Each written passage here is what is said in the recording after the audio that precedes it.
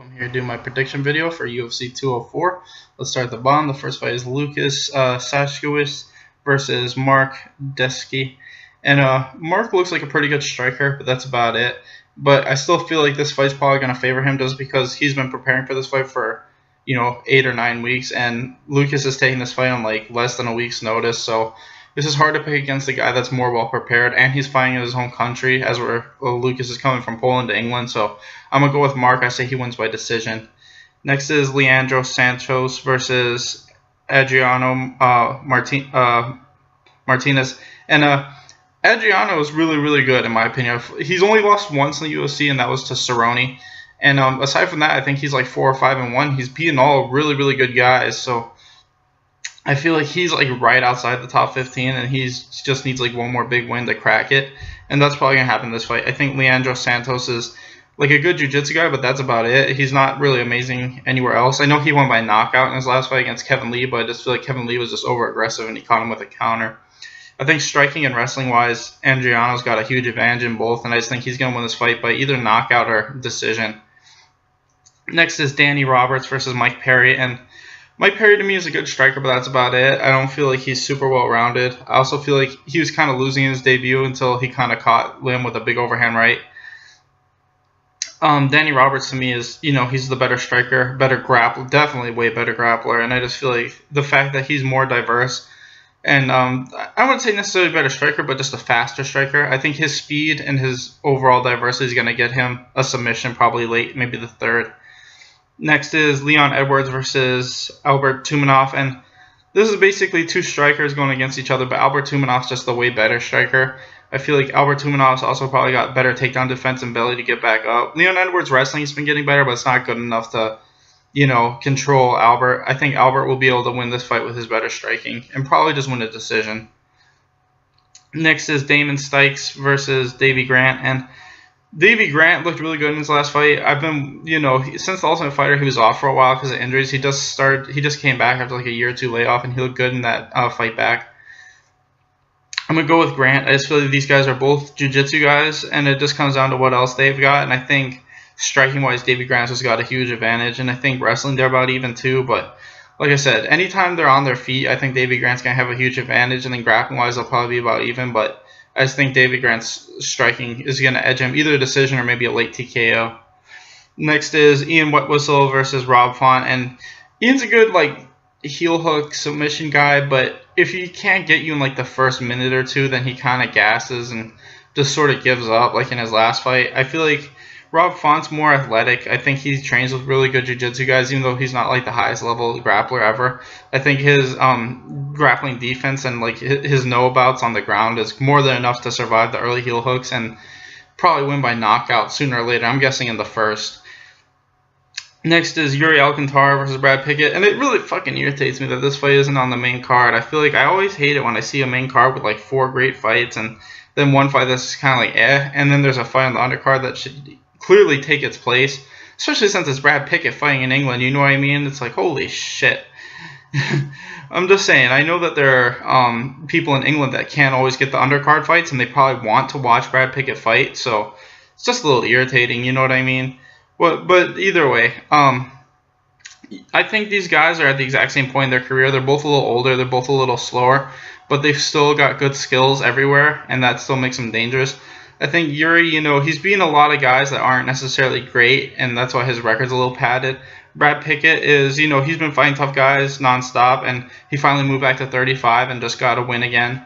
So it's really close, but I think Brad Pitt, the biggest problem Yuri's had in his whole career is he has a hard time stuffing takedowns, and Brad Pickett's wrestling is super underrated, and I think that he'll get the takedowns he needs when he needs them and edge out Yuri by points.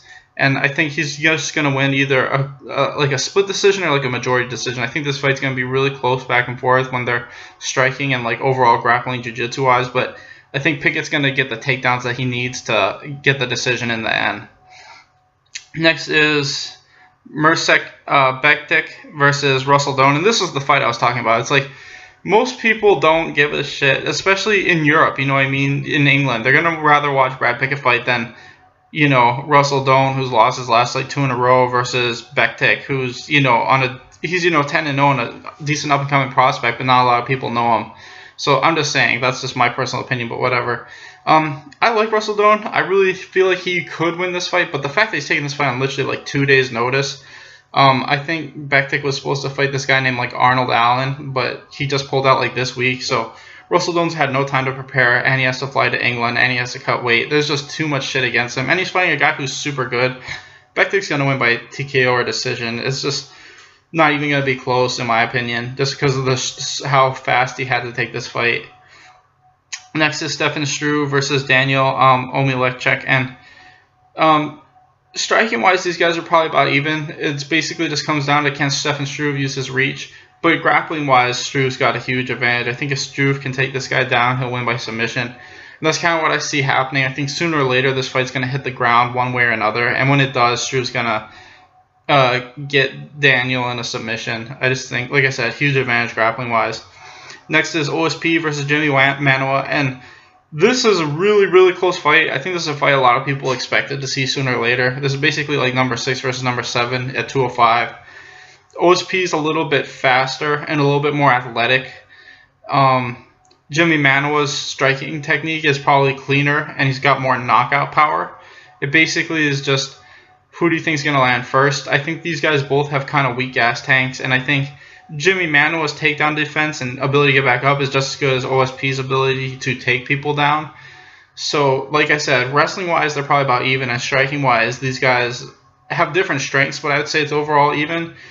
I just think Jimmy Manuwa's technique is going to beat out OSP's speed, and I think his power is going to be a big difference too. I think when he lands, he's just going to do more damage, and I think sooner or later, OSP is going to go down, and I think it's probably going to be in like the second. So I'm going to pick Jimmy Manuwa to win by second round TKO. Next is Vitor Belfort versus Gegard Mousasi. And if Gegard hadn't been knocked out by Uriah Hall, I probably would pick him pretty easily just because I think he is a little bit better everywhere. But I feel like this is a fight that kind of favors Belfort. I feel like Gegard's probably not going to try to straight up grapple with him, which if I was Gegard, that's what I would do. And if he does that, he'd probably win, probably in the first round, but you never know. I feel like he's going to try to box with him, and I think the longer they're standing, the better chance Vitor's going to land a big counterpunch or head kick. And when he does that, I think he's going to win by knockout. And that's just how I see this fight playing out. I think Gegard's going to stand with him too much, and sooner or later, Vitor's going to find his range and win by KO. Finally, we've got the rematch, Michael Bisping versus Dan Henderson, and this fight's a lot closer than I think people are going to give it credit for. I think that Michael Bisping's never had a whole lot of knockout power. I think that fight with Luke Rockhold was like a one-time thing because he's never knocked somebody out with one punch, in my opinion. That's dangerous, you know, to fight a guy like Dan Henderson and not be able to put him away at any point in time. Dan Henderson's chin's not as good as it used to be, but I still think it's good enough to where if he can survive long enough to land his big punch, then that's going to be the big thing, and I think that's what's going to happen. I think sooner or later Dan Henderson's going to catch Michael Bisping and win by knockout, but you never know. It's just because Dan Henderson's so late in his career. I think if this fight happened like 2 or 3 years ago, it wouldn't even be close, but it's just because Dan Henderson's age is starting to catch up with him that I think Michael Bisping has a chance, but I'm still going to go with Dan. I think that he's going to eat some punches and then eventually find that big overhand right like he did in the first fight.